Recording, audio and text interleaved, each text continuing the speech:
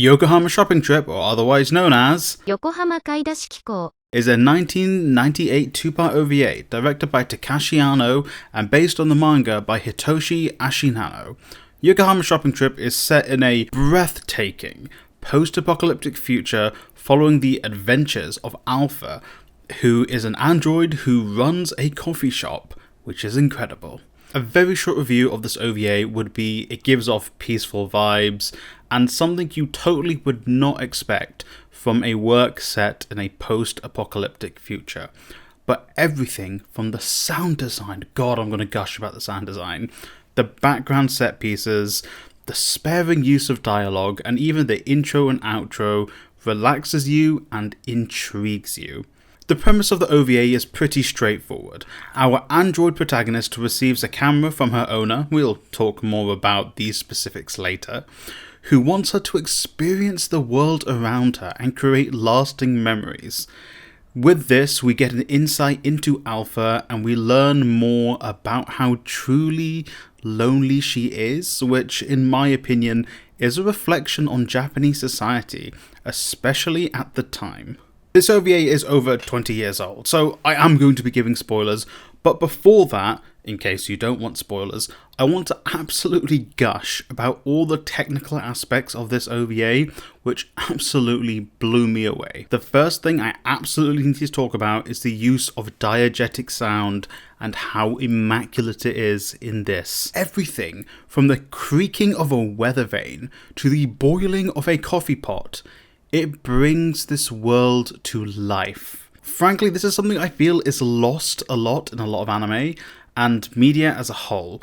The care and attention put into these little sound effects is just an art form that is often overlooked. Obviously, unless you're talking about cicadas in anime, because everyone's got a goddamn million cicadas in every... they're real in Japan, it's true. But God, my dudes, use some of that cicada budget on something else. Building on that, something that I think is a lost art form is the style of art in this OVA. Obviously, it's a 90s OVA, and I know we've moved to slicker animation, which is far more, convenient and efficient for animating. Despite that, animators are still severely overworked and severely underpaid, but that's a completely other issue. The use of shading in particular in this anime is immaculate. The art style of the 90s, to me, is uniquely beautiful, and I think Yokohama Shopping Trip really exemplifies this. And you know what else is beautiful? The absolute care and attention put into every background shot of this anime. Basically, every frame of this anime could be a desktop wallpaper, and that final set piece you see, which I'll talk a lot more about in the spoiler section of this, it's just a treat for the eyes. The final spoiler-free point I want to marvel about is the character designs. There aren't many characters in this OVA, but each one of them presented to us, even the ones who are related to each other, are unique and eye-catching in their own way. The standouts amongst them for me are the Oji-san and Kokone Takatsu, whose character designs have left a lasting impression on me. Now, if you want to avoid any spoilers which are going to crop up in my analysis of the OVA from here on out, pause, maybe subscribe, and come back later after watching the OVA and see if our thoughts and opinions line up. There's going to be a link to the OVA in the description down below, so you can go and check it out there. It was all on YouTube for me to watch, so, watch away, then come back here. Now, right off the bat, I want to talk about something, and I just want to get it out the way before we talk about the rest of the OVA. Why do the androids kiss to transfer information? Okay, I get why, in terms of the rules of the world and how everything works, the camera operates in part using the mouth, suggesting that for androids, the transfer of data goes via their mouth. It's like their USB port. But why? Listen, admittedly, I have not read the manga. I couldn't find a way to read it legally. Which, from the small snippets I've seen, the panels I have seen, is really wholesome and also really eerie. But I just felt it was really jarring from what I was watching at the time to suddenly see the two androids smooching to transfer data. And I get it, OVAs, especially 90s OVAs, and even now really, is where you could really push the boat with the things you wanted to do.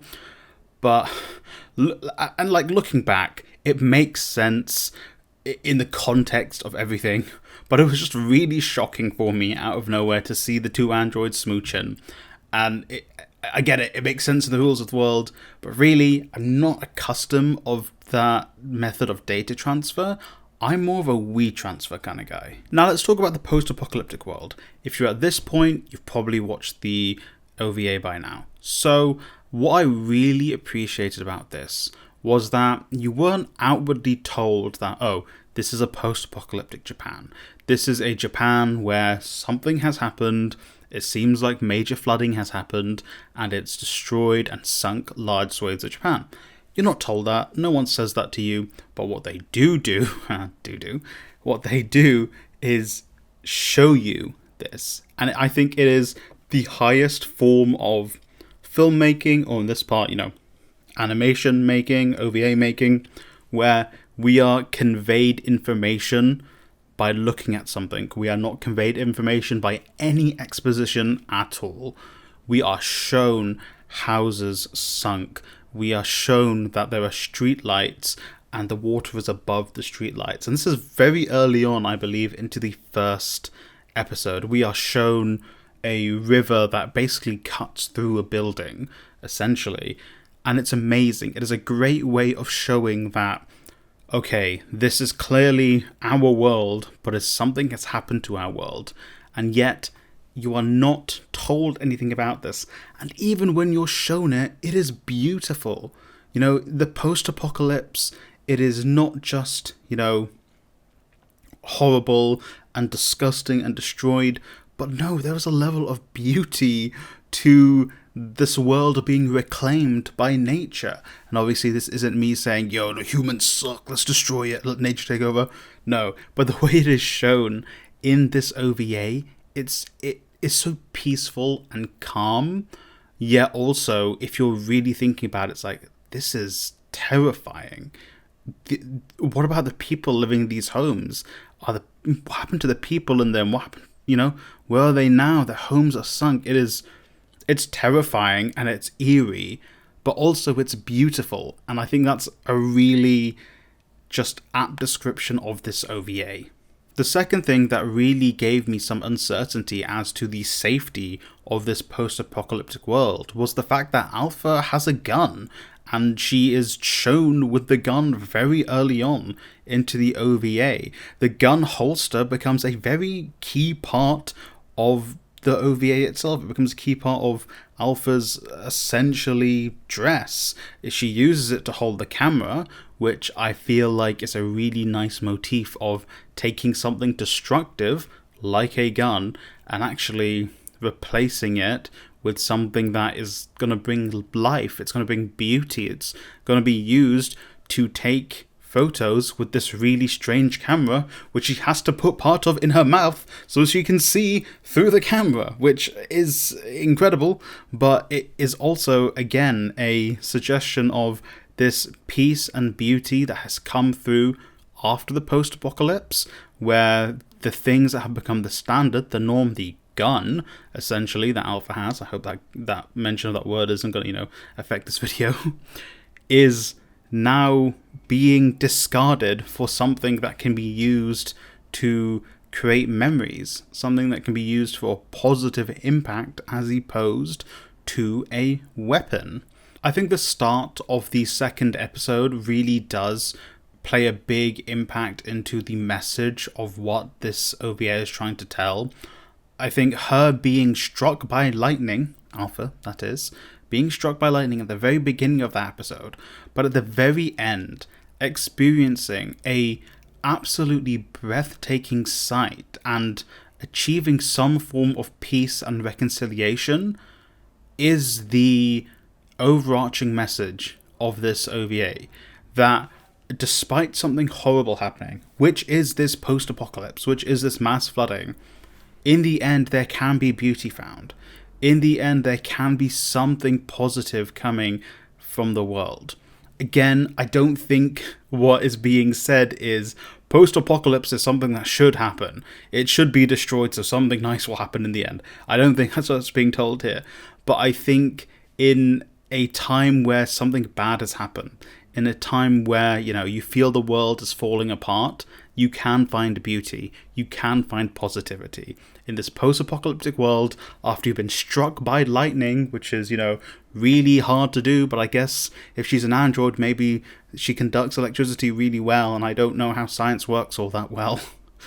Despite that, you can find this beautiful sight, which is beautiful, and it's a tainted beauty. It is a beauty of a city or town that has been flooded, but the lights still turn on.